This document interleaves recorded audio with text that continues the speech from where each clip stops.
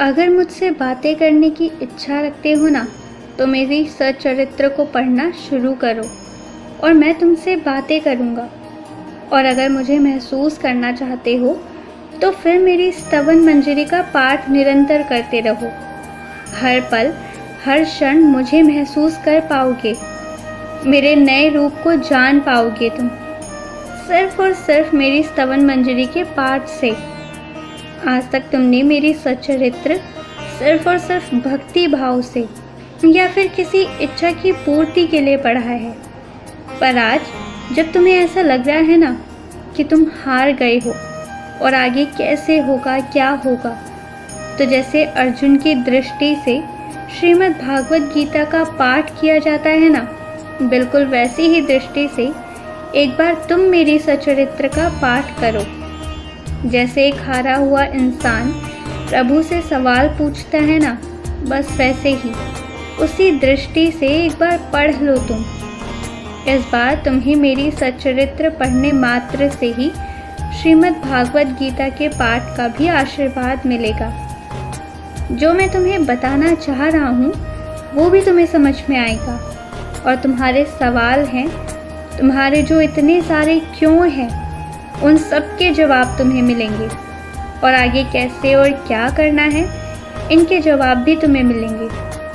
बस तुम इस बार अध्याय 1 से मेरी सच्चरित्र को पढ़ना, कोशिश करना कि तुम खुद से पढ़ सको।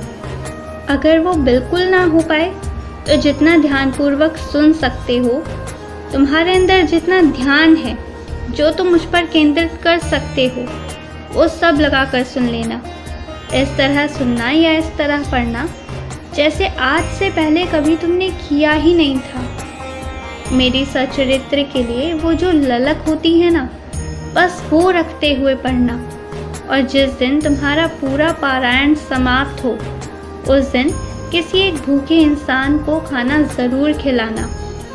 और एक बात जानते हो क्या, मैं बस ये चाहता हूँ कि तुम अपनी ज़िंदगी से, अपने शब्दकोश से दान शब्द को निकाल दो और उपहार शब्द को ले आओ।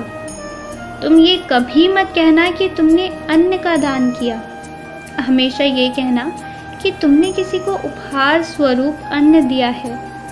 तुम ये समझो मैंने तुम्हें आशीर्वाद दिया है कि तुम लकीर के इस कोने पर हो जहाँ तुम्हें किसी से मांगना नहीं पड़ता, तुम दे पाते हो। तुम उन लोगों के लिए जो बेबस है और बेचारे हैं ना, उनके लिए साईं बनकर जाते हो। तो कोशिश करो अपने शब्दों को और खूबसूरत बनाने की। हर किसी को उपहार दो।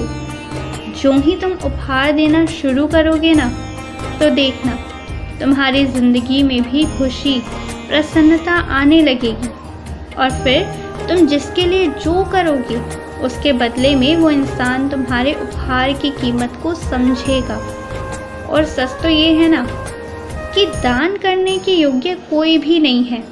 दान करने के योग्य तो सिर्फ और सिर्फ प्रभु है। तुम बस अपने कुछ शब्दों को बदलना, तुम्हारी ज़िंदगी बदलनी शुरू हो जाएगी। खुश रहो, मुस्कुराते रहो। मेरा आशीर्वाद हमेशा तुम पर बना रहेगा। तुम्हारे साथ साथ तुम्हारे परिवार की भी मैं रक्षा करता रहूँगा, क्योंकि मुझे पता है तुम्हें लगाव है, तुम्हें चाहत है अपने परिवार वालों से।